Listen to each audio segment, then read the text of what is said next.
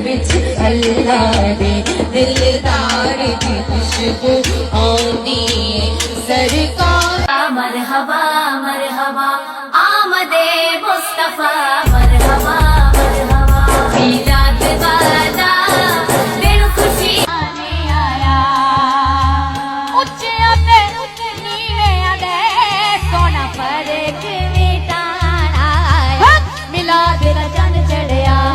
अल्लाह रब्बुल इज्जत की कसम के ये इस्लाम का मिजाज नहीं। एक मुस्लिम बेटी को हरगिज ये शाया नहीं कि वो खुद को मेकअप के साथ आरास्ता करने के बाद कैमरे के सामने लाइव बैठी हो और अपने नबी की नात पढ़ रही हो।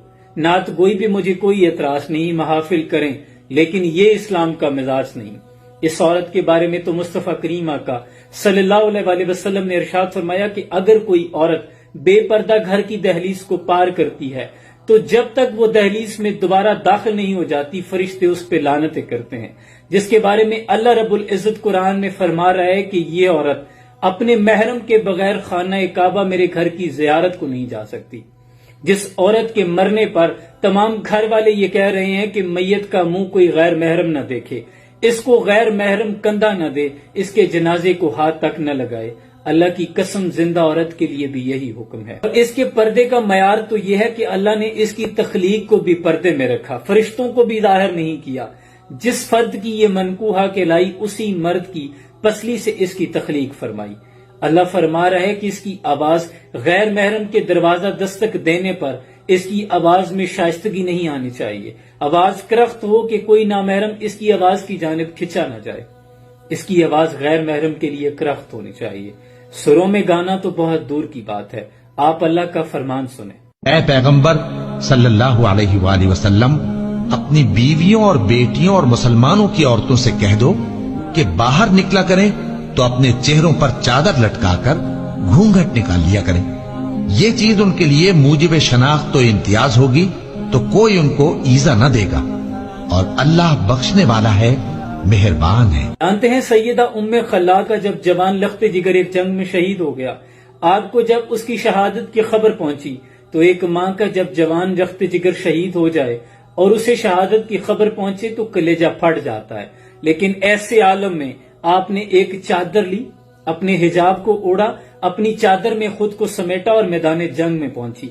लाशे के लिए आप कभी इधर घूमती हैं, कभी उस तरफ दौड़ती हैं जस्ते खाकी के लिए, लेकिन आप अपने हिजाब को संभाले हुए। एक सहाबी आए, कहने लगे अम्मा तेरा जवान लख्ते जिगर फौत हो गया है लेकिन तू फिर भी चादर को संभाले हुए है। तो इस पर उम्मे खल्लाद ने फरमाया मेरा बेटा फौत हुआ है, मेरी हया तो फौत नहीं हो गई। हया का मयार क्या होता है आप स्क्रीन पे देख सकते हैं कि शाम की बेटी जब उसके घर पे हमला हुआ उसके बच्चे और शौहर शहीद हो गया, खुद भी वो जमीन पे गिरी पड़ी थी, लेकिन जब नामहरम गैर मर्द उसको उठाने के लिए आगे बढ़े तो अपने पर्दे को संभालते हुए उठी और कहने लगी खबरदार मुझे कोई हाथ ना लगाए, मैं बिल्कुल ठीक हूं। और दूसरी तस्वीर आप देख लें, रिसेंटली जब सैलाब की तबाहकारियां थी तो आप देखें इस बहन के पास उज़र भी था, पानी सब कुछ बहा ले गया, लेकिन उसकी हया, उसका पर्दा, उसका हिजाब उसके साथ है। उसके पास तो मजबूरी थी, वो कह सकती थी कि मेरा हिजाब बह गया, लेकिन नहीं, वो पर्दे को संभाले हुए है।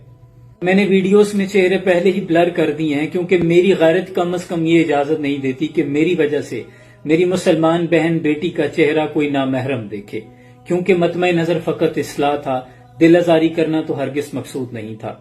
हुजूर ने फरमाया कि जब तुम हया न करो तो जो चाहे करो, फिर हमारा तुमसे कोई ताल्लुक नहीं।